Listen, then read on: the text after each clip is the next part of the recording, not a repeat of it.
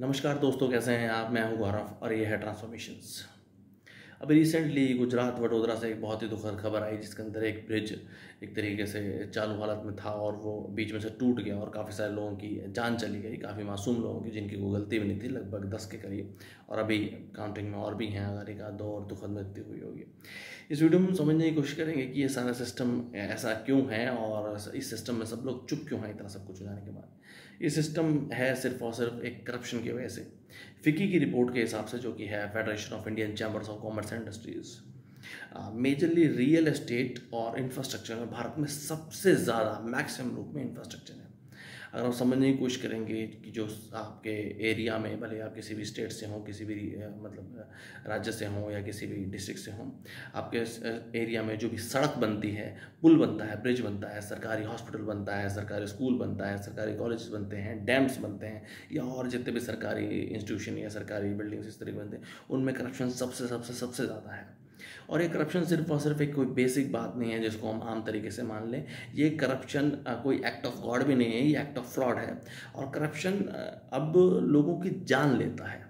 जिस रोड पे आपको चलना है, क्योंकि जितने भी सरकारी चीज़ें हैं, सरकारी इंफ्रास्ट्रक्चर है, इनको आम जनता ने, आम जनमानस से रोज़ के रूप में यूज़ करना है, रोज़मर्रा की ज़िंदगी में यूज़ करना है। उस रोड पे आप चलते हैं, अगर रोड की स्थिति अच्छी नहीं है, रोड की कंडीशन अच्छी नहीं है, तो जाहिर सी बात है आपका जो आपका व्हीकल है उसकी ज़्यादा टायर घिसेंगे। ये तो एक तरीके से डेटा के हिसाब से भी है। आपके साथ कोई दुर्घटना हो सकती है, एक्सीडेंट हो सकता है। आप सरकारी हॉस्पिटल जाएंगे, वहाँ फैसिलिटीज़, लैक ऑफ फैसिलिटीज़ की वजह से, फैसिलिटी ना होने की वजह से आपका अच्छा इलाज नहीं हो पाएगा। सरकारी स्कूल अच्छे नहीं होंगे, सरकारी स्कूलों की बिल्डिंगें नहीं होंगी तो हादसा हो सकता है। सरकारी स्कूल का इंफ्रास्ट्रक्चर अच्छा नहीं होगा या एक तरीके से ओवरऑल अच्छा नहीं होगा तो बच्चों को अच्छी शिक्षा नहीं मिल पाएगी, जो देश का फ्यूचर है, जो देश का भविष्य है। अगर अच्छे कॉलेजेस नहीं होंगे, उनका इंफ्रास्ट्रक्चर अच्छा नहीं होगा तो कभी कोई भी हादसा हो सकता है उन बच्चों के साथ जो वहाँ पढ़ रहे हैं, जो अपना फ्यूचर बनाने के लिए गए हैं। और अगर वो ओवरऑल अच्छा नहीं है तो उनका फ्यूचर भी अच्छा नहीं होगा।